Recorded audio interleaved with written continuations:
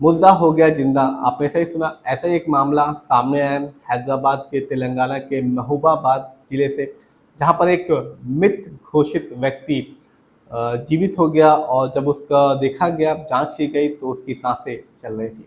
ये मामला हैदराबाद के तेलंगाना के महबूबाबाद जिले से आया, जहां पर सरकारी अस्पताल में एक व्यक्ति उपचार के लिए आया था। 45 वर्ष का ये व्यक्ति था, लेकिन उसे मृत मानकर शवगृह में भेज दिया गया। लेकिन बाद में जब जांच की गई और देखा गया तो वो व्यक्ति पूरी तरह से ठीक था और उसकी सांसें चल रही थी। अब इस मामले पे देखा जा रहा है, इंक्वायरी शुरू हो गई है अस्पताल की तरफ से, और देखा जा रहा है कि किसकी लापरवाही की वजह से उस व्यक्ति को शवगृह में रहना पड़ा।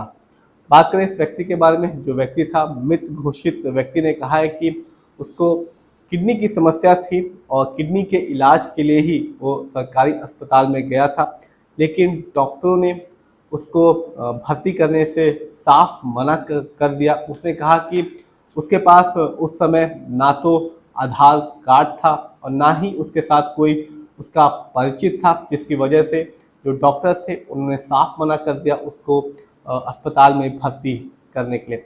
उसने आगे कहा कि उसके पास पैसे भी नहीं थे वापस जाने के लिए, इसीलिए वो 2 दिनों तक अस्पताल में ही कह सकते हैं कि रहा, सो गया।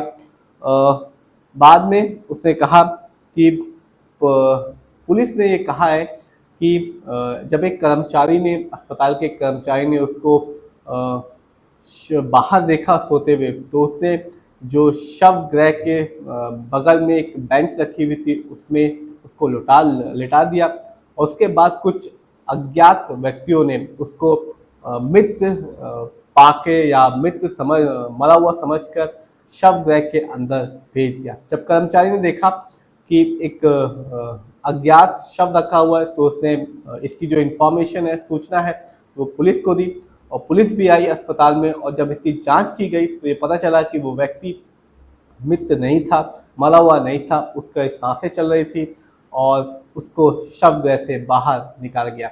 अब इस मामले पे जो कह सकते हैं कि कार्रवाई, कोई एफआईआर तो दर्ज नहीं की गई है।